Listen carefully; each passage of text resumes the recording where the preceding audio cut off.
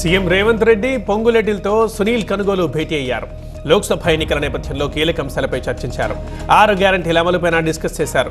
50 రోజుల కాంగ్రెస్ పాలనపై ప్రజల అభిప్రాయాల్ని సీఎం రేవంత్ కు వివరించారు సునీల్ కనుగోలు.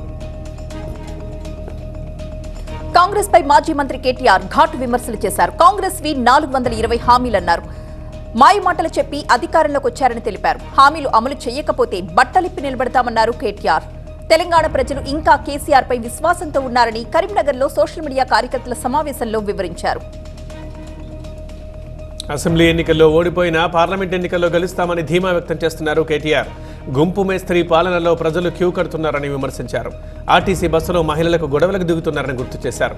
ఆర్టీసీ ఫ్రీ బస్తో సంస్థకి నష్టంతో పాటు ఆటో డ్రైవర్లు ఆకలితో అలమటిస్తున్నారన్నారు కేటీఆర్. రేవంత్ పాలనను చూసి కేటీఆర్ తట్టుకోలేకపోతున్నారని కౌంటర్ ఇచ్చారు కాంగ్రెస్ మాజీ ఎమ్మెల్యే జగ్గారెడ్డి. నాయకులంతా పార్టీలు మారిన వాళ్లేనని, కేసీఆర్ ప్రస్థానం కాంగ్రెస్ నుంచే ప్రారంభమైందని అన్నారు. గాంధీ కుటుంబాన్ని అణగదొక్కాలని రాహుల్ యాత్రను బీజేపీ అడ్డుకుంటోందని విమర్శించారు జగ్గారెడ్డి. ప్రభుత్వాన్ని విమర్శిస్తున్న బీఆర్ఎస్ నేతలకు కౌంటర్ ఇచ్చారు మంత్రి కోమటిరెడ్డి వెంకటరెడ్డి.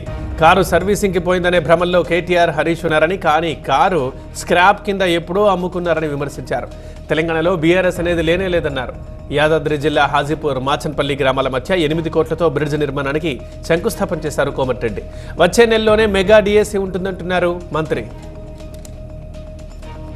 రాష్ట్రంలో ఉన్నది ప్రజాప్రభుత్వమని, ఎవరో కూలగొడితే కూలిపోయే ప్రభుత్వం కాదని అన్నారు మంత్రి శ్రీధర్ బాబు. ప్రజలు తనకు క్లియర్ మ్యాండేట్ ఇచ్చారని చెప్పారు. అలాగే దావోస్లో వచ్చిన పెట్టుబడులపై బీఆర్ఎస్ వ్యాఖ్యలు అర్ధరహితమన్నారు. ప్రజా సమస్యలపై చర్చించడానికే సీఎం రేవంత్ వద్దకు వెళ్లామన్నారు బీఆర్ఎస్ ఎమ్మెల్యే సునీతా లక్ష్మారెడ్డి. తాము కేసీఆర్ వెంటే ఉంటామన్నారు. పార్టీ మారుతున్నామనే ప్రచారం నిజం కాదని చెప్పారు. తమపై కావాలనే తప్పుడు ప్రచారం చేస్తున్నారంటూ మండిపడ్డారు బీఆర్ఎస్ ఎమ్మెల్యేలు. మెదక్ బీఆర్ఎస్ ఎమ్మెల్యేలు సీఎం రేవంత్ రెడ్డిని కలవడం వెనుక హరీష్ రావు ఉన్నారంటూ ఆరోపించారు మాజీ ఎమ్మెల్యే రఘునందన్ రావు. హరీష్ కు తెలియకుండా ఎమ్మెల్యేలు సీఎంని కలిశారంటే ఎవరు నమ్ముతారని ప్రశ్నించారు. ఉమ్మడి మెదక్ జిల్లా బీఆర్ఎస్ ఎమ్మెల్యేలు సీఎం రేవంత్ రెడ్డిని కలవడంపై స్పందించారు మంత్రి దామోదర రాజనరసింహ. తెలంగాణ పౌరులు, ప్రజాప్రతినిధులు ఎవరైనా తమ సీఎంని కలవచ్చన్నారు. పార్టీలో చేరుతున్నారనే ప్రచారంపై తనకు సమాచారం లేదన్నారు మంత్రి దామోదర. రేపు ఎల్బీ స్టేడియంలో కాంగ్రెస్ బూత్ లెవెల్ ఏజెంట్స్ సమావేశం జరగబోతోంది. దీనికి ముఖ్య అతిథిగా ఏఐసీసీ అధ్యక్షులు మల్లికార్జున ఖర్గే హాజరు కాబోతున్నారు. పార్లమెంట్ ఎన్నికలకు అనుసరించాల్సిన విధానాలపై సమావేశంలో ఖర్గే దిశానిర్దేశం చేయబోతున్నారు. కార్యక్రమ ఏర్పాట్లపై వర్కింగ్ ప్రెసిడెంట్ మహేష్ కుమార్ గౌడ్తో పీసీసీ అధ్యక్షులు రేవంత్ రెడ్డి సమీక్ష జరిపారు. సెక్రటేరియట్లో కలెక్టర్లతో సమావేశమైంది ధరణి కమిటీ. ధరణి సమస్యల్ని కమిటీకి చెప్పారు కలెక్టర్లు. ధరణితో పాటు రెవెన్యూ వ్యవస్థలోని లోపాలకు తమను బాధ్యుల్ని చేస్తున్నారని కలెక్టర్లు ఆవేదన వ్యక్తం చేశారు.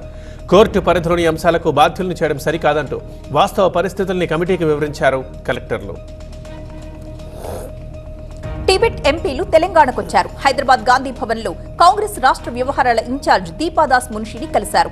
చైనా ఆక్రమించిన టిబెట్ భూభాగం విషయంలో తమకు మద్దతివ్వాలని కోరారు టిబెట్ ఎంపీస్. కాంగ్రెస్ పార్టీ వారికి అండగా ఉంటుందని హామీ ఇచ్చారు దీపాదాస్. నంద్యాల ఎమ్మెల్యే శిల్పా రవికి స్థానిక వైసీపీ జడ్పీటీసీ గోకిల్ కృష్ణారెడ్డి షాక్ ఇచ్చారు. స్థానిక ఆత్మగౌరవ యాత్ర పేరుతో నంద్యాలలో పాదయాత్ర చేపట్టారు. ఈ పాదయాత్ర పోస్టర్లలో ఎమ్మెల్యే, ఎంపీలకు సంబంధించిన పేర్లు గానీ ఫోటోలు గానీ ఎక్కడా లేవు.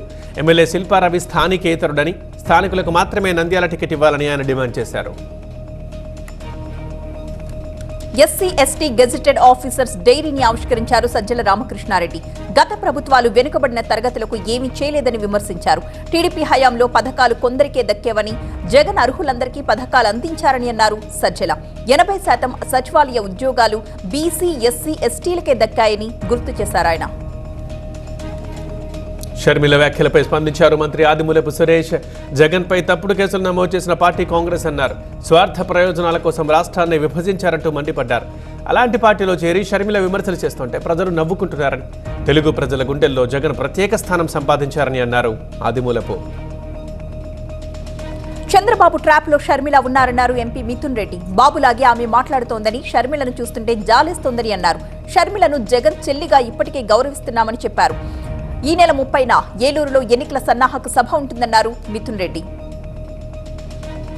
పరిటాల రవీంద్ర 19వ వర్ధంతి సందర్భంగా రామగిరి మండలం వెంకటాపురంలో పరిటాల రవీంద్ర ఘర్ దగ్గర నివాళులర్పించారు. మాజీ మంత్రి పరిటాల సునీత, పరిటాల శ్రీరాములు. పరిటాల రవీంద్ర వర్ధంతికి భారీగా తరలివచ్చారు అభిమానులు, టీడీపీ నాయకర్తలు, కార్యకర్తలు. మన పేదల కోసం నిరంతరం పరితపించిన వ్యక్తి పరిటాల రవీంద్ర అని అన్నారు సునీత. తూర్పుగోదావరి జిల్లా రాజమహేంద్రవరం సెల్టాన్ హోటల్లో సమావేశమయ్యారు మండపేట టీడీపీ సీనియర్ నేతలు, cadre.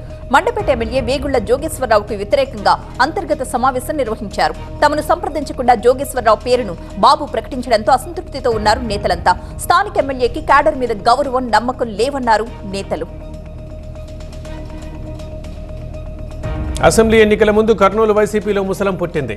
Kurnool assembly YCP ticket SV Mohan రెడ్డికి లేదా ఆయన సతీమణి విజయకు కేటాయించాలని డిమాండ్ చేస్తూ అత్యవసరంగా సమావేశమయ్యారు కార్యకర్తలు. కర్నూలు నగరంలోని ఒక హోటల్లో సమావేశమైన కార్యకర్తలు ప్రస్తుత ఎమ్మెల్యే తమను ఇబ్బందులకు గురి చేశారని, కేసులు కూడా ఎదుర్కొన్నామని ఆవేదన వ్యక్తం చేశారు. పల్నాడు జిల్లా నరసరావుపేటలో ఎంపీ కృష్ణదేవరాయల్ని కలిశారు టీడీపీ, వైసీపీ కార్యకర్తలు. వైసీపీకి రాజీనామా చేసిన అనంతరం మొదటిసారి నరసరావుపేట కార్యాలయానికి వచ్చారు ఎంపీ. తాను ఎందుకు రాజీనామా చేయాల్సి వచ్చిందో కార్యకర్తలకు వివరించారు కృష్ణదేవరాయలు. ఒంగోలు ఎమ్మెల్యే బాలినేని శ్రీనివాసరెడ్డి సంచలన వ్యాఖ్యలు చేశారు. తాను చెప్పిన వారికి టికెట్లు ఇవ్వలేదని, సంతనూతలపాడు, కొండపి టికెట్లు తనకు చెప్పకుండానే ఇచ్చారని అన్నారు బాలినేని. ఆయన అసంతృప్తితో రాజీనామా చేయాలంటే ఎంతోసేపు పట్టదని తెలిపారు. కానీ సమస్యలన్నీ సామరస్యంగానే పరిష్కారమవుతాయన్నారు. విజయవాడ సెంట్రల్లో రాజకీయం హీటెక్కింది. టీడీపీలో bonda Uma versus Vangaveeti Radha internet war నడుస్తోంది. సోషల్ మీడియా వేదికగా అనుచరుల తీవ్ర ఆరోపణలు చేసుకుంటున్నారు. బోండా ఉమపై తీవ్ర ఆరోపణలు చేస్తూ పోస్టులు కూడా పెడుతున్నారు రాధ అనుచరులు. మేజర్ మినరల్స్ మైనింగ్ లీజుల జారీలో ఏపీ ప్రభుత్వం అనుసరిస్తున్న పారదర్శక విధానాలకి జాతీయ స్థాయి అవార్డు లభించింది. మధ్యప్రదేశ్ భోపాల్లో కేంద్ర బొగ్గు గనుల శాఖ మంత్రి ప్రహ్లాద్ జోషి చేతుల మీదుగా రాష్ట్ర గనుల శాఖ సంచాలకులు విజి వెంకటరెడ్డి అవార్డు అందుకున్నారు. కాకినాడ జిల్లా జగ్గంపేట మండలం గురుపాలెం గ్రామానికి వెళ్లారు నారా భువనేశ్వరి. చంద్రబాబు అరెస్టుతో మనస్తాపానికి గురై ఆత్మహత్య చేసుకున్న పడాల వీరబాబు కుటుంబాన్ని ఆమె పరామర్శించారు. వీరబాబు కుటుంబ సభ్యుల్ని భువనేశ్వరి ఓదార్చారు.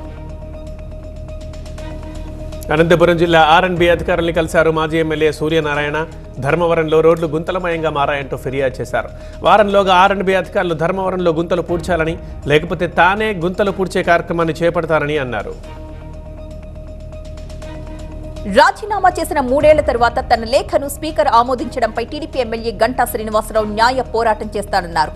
రాజ్యసభ ఎన్నికల్లో ఓటు వేసే అవకాశం కల్పించాలని కోర్టుకు వెళ్లే ఆలోచనలో ఉన్నారు గంటా. హెచ్ఎండిఏ మాజీ డైరెక్టర్ శివబాలకృష్ణ ఇంటిపై ఏసీబీ సోదాలు సాగుతున్నాయి. ఆదాయానికి మించిన ఆస్తుల కేసు నమోదు చేసి సోదాలు చేస్తున్నారు ఏసీబీ అధికారులు. బాలకృష్ణ ఇల్లు, బంధువులు, కార్యాలయాలు సహా ఏకకాలంలో 20 ప్రాంతాల్లో సోదాలు నిర్వహిస్తున్నారు. నారాయణపేట జిల్లా కొడంగల్ నియోజకవర్గంలోని కోస్గి మున్సిపాలిటీలో అవిశ్వాసం నెగ్గారు కాంగ్రెస్ కౌన్సిలర్లు. 11 మంది కౌన్సిలర్ల మద్దతుతో అవిశ్వాసం నెగ్గింది కాంగ్రెస్. దీంతో బీఆర్ఎస్ పార్టీకి చెందిన చైర్పర్సన్ మేకల శిరీష పదవిని కోల్పోయారు. కడప జిల్లా కాశీనాయన తహసీల్దార్ కార్యాలయం దగ్గర సిపిఎం, రైతు సంఘ నాయకులు ధర్నాకు దిగారు.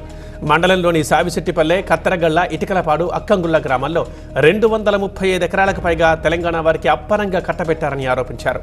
బినామీ పేర్లతో ఉన్న 235 ఎకరాల భూమిని సాగు చేసుకుంటున్న పేదలకు పట్టాలు మంజూరు చేయాలని తహసీల్దార్కి వినతిపత్రం అందించారు.